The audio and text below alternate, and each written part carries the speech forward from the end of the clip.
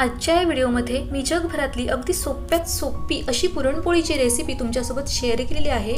ज्या कोणी आयुष्यात कधी पुरणपोळीही पाहिली नसेल ते सुद्धा ही पुरणपोळी चुटकीसरशी बनवू शकतात। आणि मुख्य म्हणजे हे जे पुरणचे गोळे केलेले आहेत त्यासाठी मी चणा डाळ शिजवलेली अजिबात नाहीये, तर चणा डाळ न शिजवताच मी ही आज पुरणपोळी बनवलेली आहे आणि इतकी सुंदर पुरणपोळी झालेली आहे।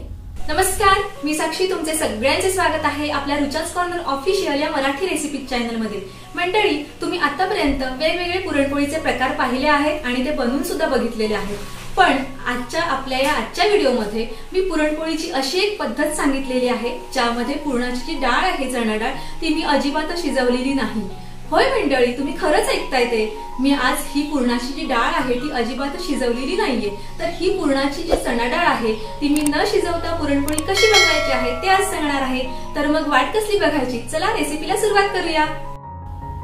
आज मी तुम्हाला सोपे आणि परफेक्ट असं पुरणपोळीचं प्रमाण सांगणार आहे। त्यासाठी इथे मी 4 ग्लास घेतलेले आहेत। हा एक ग्लास पाव किलोचा आहे, 9 सेंटीमीटर आणि 6.5 सेंटीमीटर याची रुंदी आहे असा हा ग्लास आहे। तर तुम्ही तुमच्या घरातील एखादं कोणतं भांडं आपल्या घरात असं असतं जे आपल्याला माहीत असतं पाव किलोचं, त्यामध्ये पेला असतो किंवा कोणती वाटीही असू शकते।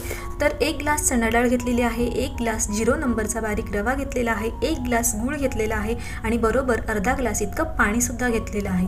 तर हे मी 4 ग्लास बरोबर जितकं प्रमाण आपल्या पुरणपोळीला लागणार आहे ते सगळं प्रमाण मी इथे घेतलेलं आहे। तर तुम्ही सुद्धा पुरणपोळी बनवताना सेम प्रमाण असंच घ्यायचं आहे ज्याने पुरणपोळी तुमची परफेक्ट बनणार आहे। तर आता ही जी चणा डाळ आहे ती इथे मी घेतलेली आहे आणि ही चणा डाळ कमीत कमी 5 ते 6 तास आपल्याला ही भिजायला ठेवायची आहे पाण्यामध्ये धुवून।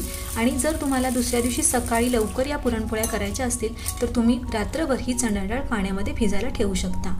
तर आता ही चणा डाळ चांगली मी धुवून घेतलेली आहे आणि यामध्ये अगदी वरपर्यंत असं मी पाणी आता ओतून घेणार आहे। तर चणा डाळ चांगली भिजली की आपल्याला पटकन ती शिजताना जर शिजवायची असेल तर चांगली शिजते किंवा वाटायची असेल तर पटकन शिजली जाते, वाटली जाते। या डाळीवरती झाकण ठेवून मी 4 ते 5 तास ही डाळ फुगायला ठेवली होती आणि ही डाळ बघाल तर डबल झालेली आहे, चांगली फुगलेली आहे।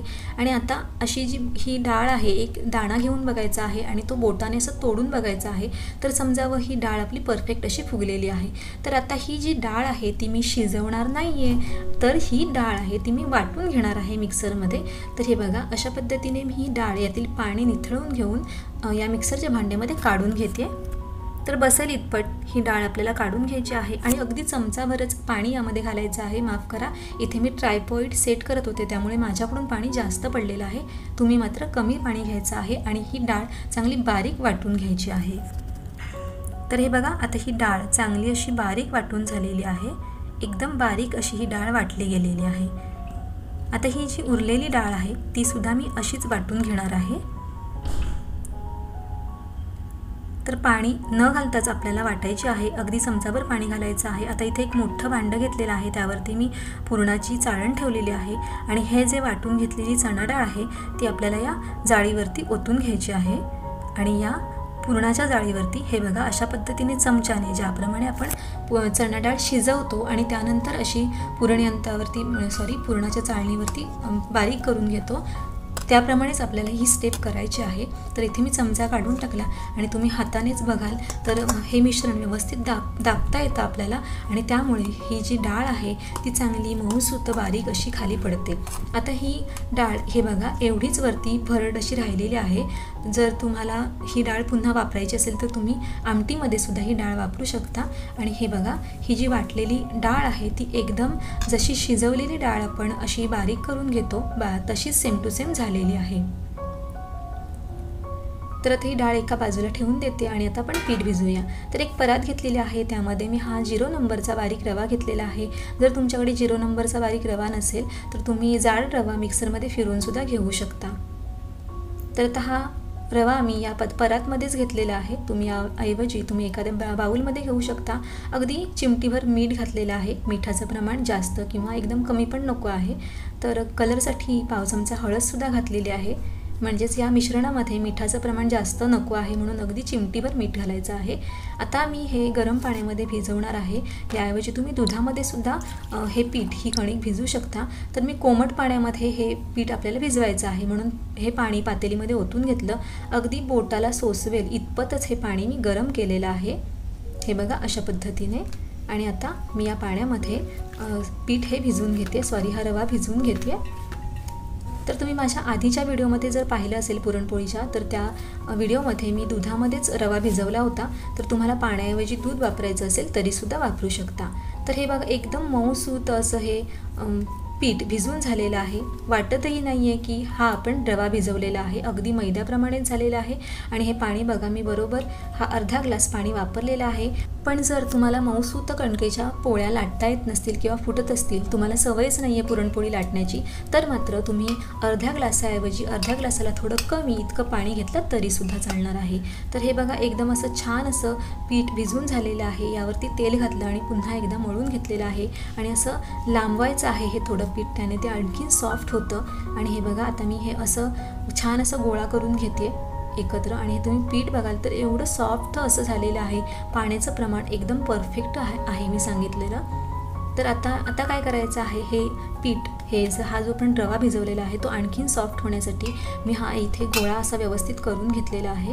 आणि त्यावरती अगदी अर्धा चमचाभर मी तेल घातलं। हे तेल व्यवस्थित या गोळ्याला लावून घेतलेलं आहे आणि या पिठावरती गार पाण्याने भिजवलेला ओला रुमाल घालायचा आहे आणि रुमाल घालून हे पीठ झाकून ठेवून द्यायचं आहे। आता इथे मी गूळ घेतलेला आहे आणि हा गूळ एका वाडग्यामध्ये मी काढून घेते। तर गूळ जेव्हा आपण पुरणामध्ये घालतो तेव्हा खूप वेळ जातो आटवायला आणि बारीक करायला, वितळायला। तर आता एक कुकर घेतलेला आहे, त्यामध्ये अर्धा पेला पाणी घातलं आणि या गुळाच्या डब्यावरती वाडग्यावरती मी झाकण ठेवलेलं आहे, जेणेकरून जेव्हा कुकरच्या शिट्ट्या होतील तेव्हा जे एक्स्ट्राचं जे पाणी असेल ते या झाकणामध्ये येईल, गुळामध्ये जाणार नाही। आता मी गॅस ऑन केलेला आहे, कुकरचं झाकण लावून घेतलेलं आहे आणि या कुकरला 2 ते 3 शिट्ट्या काढून घेतलेल्या आहेत। आता हा कुकर थंड झालेला आहे आणि तुम्ही बघू शकता इथे या ताटलीमध्ये थोडंसंच पाणी आलेलं आहे, म्हणजेच आपल्या या वाडग्यामध्ये गुळाचं पाणी गेलेलं नाही आहे आणि म्हणून या वाडग्यावरती भांड्यावरती झाकण ठेवायचं आहे आणि गूळ विरघळून झालेला आहे। आता दुसरी एक सोपी पद्धत सांगते। जर तुम्हाला जास्तीचा वेळ असेल, तुम्हाला टीव्ही बघण्याची आवड असेल, मोबाईल घ्यायची आवड असेल, तर एका मोठ्या वाडग्यामध्ये एकदम कडकडीत पाणी ओतून घ्यायचं आहे आणि त्यामध्ये हा गूळ ठेवून द्यायचा आहे आणि चमच्याने सतत ढवळत राहायचं आहे। अगदी एका हाताने ढवळत तुम्ही दुसऱ्या हातामध्ये मोबाईलसुद्धा घेऊ शकता। अगदी 15 ते 20 मिनिटांमध्ये हा गूळ अगदी छान असा विरघळला जातो। याऐवजी तुम्ही हेच भांडं गॅसवर सुद्धा ठेवू शकता। आता इथे मी गॅस ऑन केलेला आहे आणि गॅसवरती एक कढई ठेवलेली आहे आणि त्यामध्ये कढई छान तापली की यामध्ये मी 2 चमचे साजूक तूप घातलेलं आहे। साजूक तूप घातल्यामुळे आपल्या ज्या पुरणाला छान अशी चव येते। याऐवजी तुम्ही तेलसुद्धा वापरू शकता।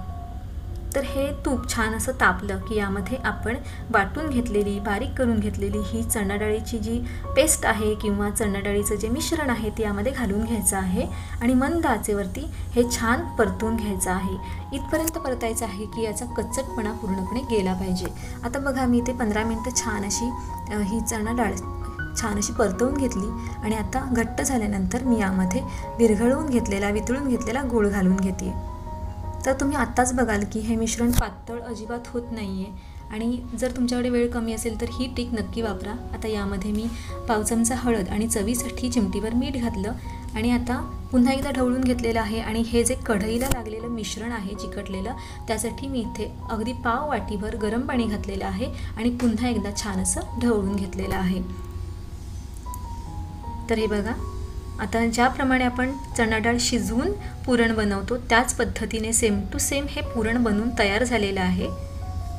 आता यामध्ये मी आवडीप्रमाणे वेलची पावडर घातलेली आहे, जायफळ पावडर घातलेली आहे, तुम्ही सुंठ पावडरसुद्धा वापरू शकता आणि मी आता इथे पुन्हा एकदा छान असं ढवळून घेतलेलं आहे मिश्रण। आता हे पुरण एकदम परफेक्ट झालेलं आहे। कसं ओळखायचं ते सांगते। असा एक गोळा घ्यायचा आणि हातावरती तपासून बघायचा, म्हणजे असा गोळा करून घ्यायचा, तो घट्ट असा छान गोळा झाला की समजावं हे पुरण असं परफेक्ट झालेलं आहे। आता आपण मगाशी भिजवून ठेवलेली कणिक सुद्धा छान अशी मऊ झालेली आहे। हे बघा, खूप मस्त अशी हा रवा आहे, हे वाटतच नाहीये, याची एकदम छान अशी तार येते इतपत हे छान असं सॉफ्ट झालेलं आहे। आणि आता या पुरणाचे मी आधीच गोळे करून घेते, म्हणजे नंतर आपली घाई गडबड होत नाही पुरणपोळ्या लाटताना। तर याचे मी 7 पुरणाचे गोळे केलेले आहेत। याऐवजी तुम्ही छोटे छोटे 10 पुरणाच्या पुरणपोळ्या सुद्धा बनवू शकता। आता इथे मी एक छोटीशी गोळी घेतलेली आहे पेढ्या एवढी आणि हे बघा अगदी 4 पट हा जो पुरणाचा गोळा आहे तो मी घेतलेला आहे. आता हे पीठ लावून घेतलेलं आहे आणि हे बघा अशा पद्धतीने हे पीठ ताणून घेतलेलं आहे. अगदी हलक्या हाताने अगदी अलगद ताणलं जातं आहे.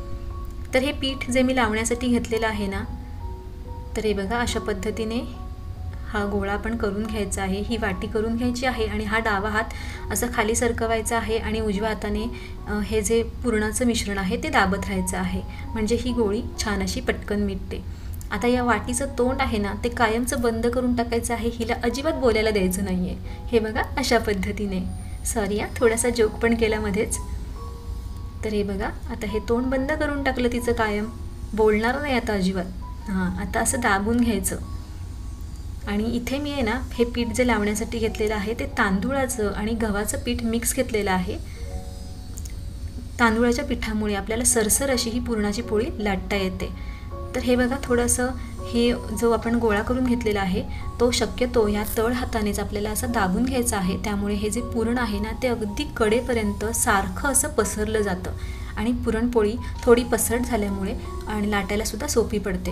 तर ही जी मी एकदा लाटणी ठेवलेली आहे ना ती अगदी पुरणपोळी पूर्ण झाल्यानंतरच उचललेली आहे आणि एकदम पातळ अशा पुरणपोळ्या लाटलेल्या आहेत. तवा छान तापलेला आहे, याला तूप लावून घेतलं आणि ही पुरणपोळी अगदी पटकन अशी टाकता येते. तुम्ही बघितलं तिथे मी पेपरसुद्धा घेतलेला नाही आहे. आता ही खालची बाजू चांगली शेकायला लागली की यामध्ये थोडंसं तूप घालून घ्यायचं आहे, साईडनी तूप सोडायचं आहे आणि ही पुरणपोळी फिरवून घ्यायची आहे. गॅसची फ्लेम मीडियमच ठेवायची आहे. लो किंवा हाय फ्लेमवरती ही पुरणपोळी आपल्याला शेकवायची नाही आहे.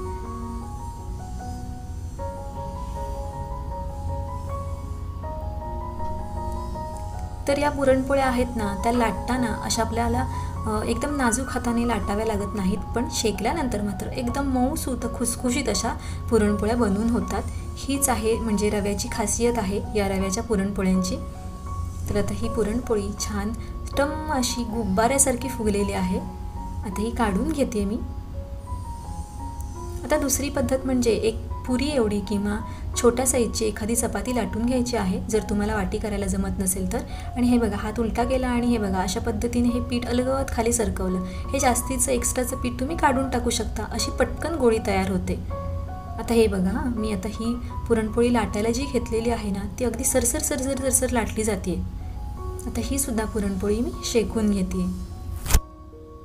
पुरणपोळीला असे छोटे छोटे फुगे यायला लागले की खालून जरा तपासून बघायची की ती शेकली आहे का व्यवस्थित थोडीशी आणि ही फिरवून घ्यायची. मग थोडं तेल सोडायचं किंवा तूप सोडायचं, म्हणजे ही पहिली बाजू चांगली शेकते आणि मग दुसरी बाजू छान शेकते. आता साईडनी अजून थोडंसं तूप किंवा तेल सोडायचं, त्यामुळे ही पुरणपोळी छान अशी टम्म फुगायला सुरुवात होते. हे बघा अशा पद्धतीने मस्त अशी पुरणपोळी फुगलेली आहे. आणि तुम्ही बघाल तर ही पुरणपोळी कडेने आत्ताच फुटलेली सुद्धा आहे फुगून. एवढी मस्त अशी पुरणपोळी बनलेली आहे आणि अगदी पुरण कडेपर्यंत पसरलेलं आहे. आणि तुम्ही पाहिलंतच की पुरण मी अगदी जास्तीचं भरलेलं आहे या पुरणपोळीमध्ये. आज मी तुम्हाला हे जे पुरणपोळीचे प्रमाण सांगितलेले आहे यामध्ये भिजवलेले पीठही उरत नाही आणि पुरणही उरत नाही. एकदम परफेक्ट असं हे पुरण आणि पीठ होतं. आता इथे एक मी प्लॅस्टिकची पिशवी घेतलेली आहे आणि याला तेल लावून घ्यायचं आहे. 2 पिशव्या घेतलेल्या आहेत, दोन्ही पिशव्यांना तेल लावून घ्यायचं आहे आणि हे पुरणाची उंडा ठेवून घेतलेला आहे सपाट केलेला. आणि हे बघा हे मिश्रण एवढं सॉफ्ट आहे की हे बघा हाताने छान असं पसरवलं ना तरीसुद्धा ही पुरणपोळी लाटून होते. लाटणीची सुद्धा गरज नाही आहे. एवढं सॉफ्ट कणिक आणि एवढं सॉफ्ट असं पुरण झालेलं आहे. आणि आता इथे मी लाटणीसुद्धा घेतलेली आहे. ही तेलावरची पुरणपोळी मी तुम्हाला आत्ता लाटून दाखवते. तर हे पुरण बघाल तर बाहेरून छान असं दिसतं आहे. एवढं हे सॉफ्ट असं हे रव्याचं पीठ भिजून झालेलं आहे. आता हा प्लॅस्टिक काढून घेतलेला आहे आणि अशीच हाताने टाकता येत नाही म्हणून या लाटणीलाच हा गुंडाळा करून घेतला पुरणपोळीचा आणि तव्यावरती शेकून घेतलेली आहे. तर ही सुद्धा पुरणपोळी एकदम मस्त फुग्याप्रमाणे फुगलेली आहे. तर आता मी या सगळ्या पुरणपोळ्या अशाच बनवून घेते. या प्रमाणामध्ये बरोबर मी 7च पुरणपोळ्या केलेल्या आहेत. तुम्ही डबल प्रमाण घेऊन पुरणपोळ्या बनवू शकता. तर मस्त अशा पुरणपोळ्या सगळ्या बनवून झालेल्या आहेत. कसा वाटला तुम्हाला आजचा हा व्हिडिओ कमेंटमध्ये नक्की सांगा. या पुरणपोळ्या सुद्धा भन्नाट झालेल्या आहेत आणि अगदी कडेपर्यंत हे छान असं पुरण पसरलेलं आहे. हे तुम्ही बघू शकता इथे. आणि वरचं आवरण सुद्धा खूप मस्त सॉफ्ट पातळ आहे, हे बघा. आणि हा तुम्हाला आजचा संपूर्ण व्हिडिओ आवडला असेल तर जास्तीत जास्त शेअरसुद्धा करा आणि माझ्या चॅनलला सबस्क्राईब केलं असेल तर सबस्क्राईब करा. एका ताईंची कमेंट होती की तुम्ही शिमगा म्हणालात, गावाला आल्यासारखी वाटली. आणि मी रत्नागिरीतल्या गुहागरची आहे, म्हणून गुहागरमधला शिमगा, गुहागरमधला संकासूर आज तुम्हाला मी दाखवणार आहे.